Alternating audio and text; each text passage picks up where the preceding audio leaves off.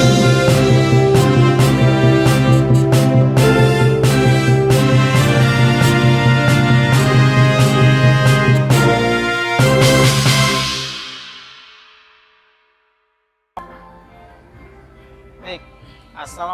Assalamualaikum warahmatullahi wabarakatuh guys. Kembali lagi bersama saya orang lembur dari negeri Anta Beranta ya. Posisi saya masih di tengah laut kali ini dengan segudang berita yang akan disampaikan dari negeri Anta Beranta. Bagi teman-teman yang masih belum tahu, nanti bisa dicek ya konten-konten saya gitu di bawah. Jadi konten ini dibawakan dengan gaya kurang serius ya. Jadi kalau yang mau serius-serius ya jangan di sini gitu. salah tempat. Apalagi yang lagi mantau gitu kan, lagi mantau nggak kurang kerjaan gitu, yang nggak ada kerjaan, yang mungkin lagi nyari proyek gitu kan, lagi nyari proyek karena mantau konten saya ya, harap-harap maklum, situ mah nggak bakal nemuin yang aneh-aneh gitu. Kurang kerjaan itu namanya. Baik, ini guys dari democrazy.id ya, seputar pilpres, seputar capres ya, calon presiden gitu kan, seputar capres cawapres ya. Karena lagi kondisi udah mendekati pemilu gini, setahun lagi ya, itu lagi mulai rame-ramenya ini capres cawapres gitu kan, yang agak-agak kurang enak didengar gitu. Ada yang soal KPU-nya lah, ada yang katanya ditekan lah gitu kan, ada yang capresnya mainin orang lah gitu. Aduh, kadang-kadang kocak ya. Maksudnya dijadiin goyonan sama oligarki gitu kan, maksudnya di setir sama oligarki ya. Situ kan kalau masih berkutik sama masih seputar demokrasi ya, jangan berharap ya kalau capres itu nggak disetir oligarki, karena kan ya tahu sendiri kan, ongkos capres berapa, emang dia bisa biayain diri sendiri jadi capres kan? Enggak gitu kan, lucu aja kan, modal sendiri gitu, ngabisin harta sekian miliar, rumahnya, tanahnya, terus bisa jadi capres, yang enggak juga gitu.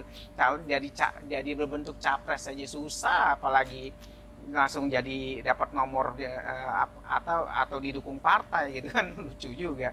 Nah, ini dari democracy.id ya. Erick Thohir dituding jor-joran kampanye politik, BUMN-nya mampus, menterinya makin populer. Emang kalau berita-berita dari democracy.id ini agak ngeri-ngeri sedap kalau dibawain ya, tapi namanya berita kan kita tetap harus nyampaikan ke publik, karena biar gimana pun publik harus tahu kondisi demokrasi di Indonesia tuh kayak gimana, kondisi capres tuh kayak gimana, kondisi pemilu kayak gimana gitu kan. Jadi kalau datar-datar aja ngikutin apa kata media, ikutin apa kata survei, ngikutin apa kata aduh, apalagi survei-survei yang gak jelas gitu ya. Kita jadi tahu ya boroknya survei kayak gimana ya.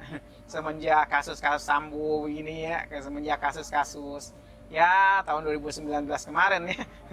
Situ kan tahu sendiri capres kayak gimana. Ya. Nih dari democracy.id ya, Wakil Ketua Partai Gerindra Fahri Hamzah, Wakil Ketua Partai Gelora, oh maaf salah, malum kan malam ini kan, udah pakai kacamata begini.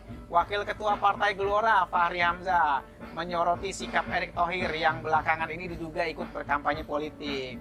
Nah, jadi kalau kampanye politik capres itu kan kalau nggak salah ada peringatan dari Bawaslu tuh, ya kan, kena hukuman atau apa gitu, kampanye di belum waktunya. Nah, kalau kampanye belum waktunya itu ada kapal tanker. Aduh, ini musik nggak berhenti-berhenti ya. Oke, nggak apa-apa, selingan aja itu kan, lewat. Nah, itu kan. Lanjut ya, Erick Thohir berkeliling daerah dalam rangka kunjungan kerjanya sebagai Menteri BUMN. Namun, mantan Wakil Ketua DPR tersebut tak meyakini itu. Seiring beredarnya foto Erick yang dipajang di mana-mana. Ya, kadang-kadang kan ada foto Erick di ATM gitu kan. Ada tuh foto Erick tuh. Kadang-kadang nemu gitu kan. Mungkin kan ada, terus kadang-kadang di tempat ngambil duit gitu kan ya, terus terang ATM atau apa gitu, ada itu foto-foto Erik gitu kan, kadang-kadang nemu ya kan, kadang-kadang ya. Ini juga nanti bisa di cross check juga ya teman-teman ya, di mana aja foto Erik ya. Ya banjir Bu, banjir. Baik, lanjut lagi. Apalagi nama Erik masuk ke sejumlah survei pemilu 2024 yang akan datang. Fahri mengkritik Erick Thohir yang dinilai kerap menggunakan fasilitas negara untuk berkampanye. Jadi kalau orang tertentu kampanye pakai fasilitas negara, ya harap malum kan. Malumin aja lah, namanya juga negara begini kan. Gue ngeri nih, makin lama makin jauh nih kapal nih, makin gelap gitu kan. Iya. Jadi pegangan ya. Nah, Fahri mengkritik ya. Udah tadi ya. Menteri BUMN itu ngantornya di Jakarta saja, nggak perlu keliling Indonesia. Untuk apa Anda ngurus korporat? Korporat sudah ada di rootnya, tegas Fahri Hamzah dalam tayangan kanal YouTube Refli Harun yang diunggah pada Sabtu. Ini dari kutipan Refli Harun ya. Nanti kita coba bongkar apa kata kalimatnya ya. Ini kadang-kadang berita main kutip aja ya. Kita nggak tahu, dia tahu-tahu dia boleh ngelihat dari YouTube kan. Kampanye politik Erick Thohir juga diduga diselundupkan lewat perusahaan BUMN. Salah satunya PT Pupuk Indonesia ya. Fahri pun menilai kalau gerakan Erick sudah sangat politis, apalagi saat Erick bertemu petani pupuk. Diakuinya Erick tidak punya urusan terkait hal itu ya. Ketemu petani pupuk itu memastikan pupuk itu bukan urusan lo tuh ngeberesin supaya tidak bangkrut tuturnya. Ini Pak Fahri ini kadang-kadang nyeleneh juga ya. Ya jangan ngomong gitulah Pak ya kan. Jangan ngebongkar-bongkar, kalau bangkrut kan buktinya apa, kalau nggak bangkrut gitu kan, mesti ditelusurin dulu gitu kan. Ini sih saran saya. mungkin ada poin-poin menuju kebangkrutan, ya itu harus ditelah dulu, dipelajarin dulu ya. Mungkin sama Menteri Keuangan gitu ya, Menteri apa, Dirjen Keuangan, Dirjen Pajak gitu kan. Jadi harus dilihat dulu apa bener bangkrut gitu kan. Buktinya lancar-lancar aja, jalan-jalan aja itu. Aduh, musik nggak kelar-kelar ya. Baik, setelah itu Fahri melihat gerakan politik Erick yang lain saat gelaran MotoGP di Mandalika, Lombok. Perusahaan BUMN jor-joran jadi sponsor di sana meski bangkrut ya. Nah itu kan buktinya tuh, jor-joran ya. Nah begitu di Lombok kelihatan presiden dia senang, nggak ada masalah. Iklan jor-joran, BUMN bangkrut pun menjadi pengiklan utama. Begitu Jakarta kelihatan penyelenggaranya tidak disukai oleh otoritas politik. Di stop, nggak ada satupun yang pasang iklan, ucapnya.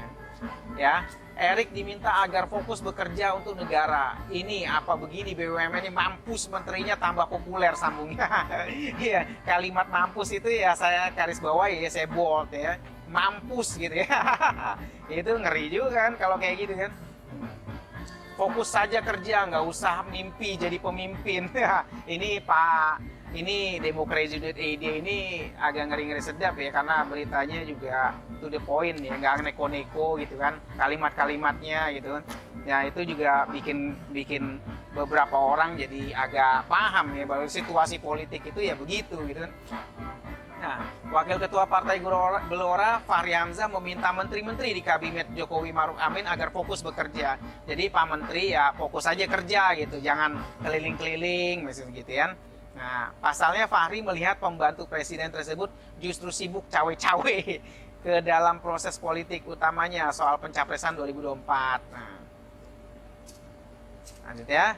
Menteri apalagi yang sebenarnya mendapat manfaat menggusur para kader parpol untuk menjadi menteri, seharusnya mereka fokus saja jadi menteri, tidak perlu punya minat apapun untuk jadi pemimpin ya, tegas Fahri ya. Tayangan kanal YouTube Refli Harun ya. Mantan Wakil Ketua DPR RI tersebut menilai bahwa menteri-menteri Jokowi yang berminat untuk menjadi pemimpin negara bangsa melanjutkan perjalanan politik Jokowi harus lahir di persiapan dari partai politik. Iya Bang. Iya. Bukan tanpa alasan ya, Fahri menyebut sistem politik Indonesia adalah presidensial. Nah, sistem politik itu kan udah jelas kan presidensial ya, bukan main tunjuk jadi presiden, nggak presidensial itu apa namanya di ya di kepemimpinan presiden ya. Ya nanti kalau yang nggak paham ya apa yang tahu bisa komen nanti di bawah ya. Sistem presidensi atau sebut juga dengan sistem kongresional merupakan sistem pemerintahan negara republik di mana kekuasaan eksekutif dipilih melalui pemilu dan terpisah dengan kekuasaan legislatif. Nah, itu udah jelaskan gitu ya. Jelas, jelas-jelasnya. Nah, pernyataan Fahri Hamzah tersebut seolah sedang menyindir Menteri BUMN Erick Thohir ya, yang belakangan ini juga melakukan kegiatan seperti Anies Baswedan sebagai balon ya, bakal calon presiden, capres ya 2024. Erick disebut-sebut berpotensi besar di Pilpres 2024 mendampingi Ganjar Pranowo ya.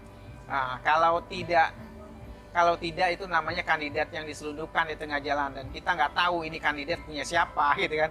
Nah kata Fahri nih kan. Sementara itu, aduh ini karena kurang ini ya. Nah. Sementara itu Fahri juga mengingatkan kepada para pemimpin partai agar mempersiapkan kadernya dari awal bukan karena popularitas dan bukan karena uang ya. Ya, tapi karena lucu juga ya, ongkos jadi capres, ongkos jadi ini Pak Fahri ini nggak paham ini, ongkos jadi capres, ongkos jadi anggota anggota legislatif ya, caleg ya, itu kan ya lumayan ya. Contohnya bikin spanduk di berbagai daerah itu kan mahal Pak, ya iyalah ongkos ya harus ada dong, gitu kan. Sementara itu Fahri juga mengingatkan kepada para pemimpin partai agar mempersiapkan kadernya dari awal bukan karena popularitas dan bukan karena uang ya, tapi karena orang itu udah di kader partai dan dipercaya untuk memimpin bangsa ini, kata Fahri ya. Terpisah, menurut Direktur Eksekutif Indikator Politik Indonesia Burhanuddin Muhtadi menilai Menteri BUMN Erick Thohir bisa jadi opsi paling ideal sebagai cawapres Ganjar. Mungkin bisa disatukan ya sama Pak Ganjar ya. Nah, alasan Erick Thohir cawapres ideal Ganjar diyakini bisa memperkuat basis dukungan utamanya di kalangan NU. Nah, karena kita tahu Pak Ganjar belum maksimal di kelompok NU, sementara Erick Thohir dia figur orang kehormatan di Banser. Dia juga aktif di organisasi NU ya. Menurut Burhanuddin, Erick Thohir juga memiliki suara di non-NU, yakni kelompok anak muda dan kelompok berpendapatan 5 atau 4 juta ke atas. Jadi yang berpendapatan 2 juta ke 4 juta ke bawah, mungkin gajinya 2,5 juta, 3 juta, nggak masuk gitu kan, nggak masuk di tulisan ini ya. Jadi harap malum jangan nangis gitu kan. Kalau Erick Thohir dipinang Ganjar nantinya bisa punya potensi untuk menambah dukungan pada 2 jalur.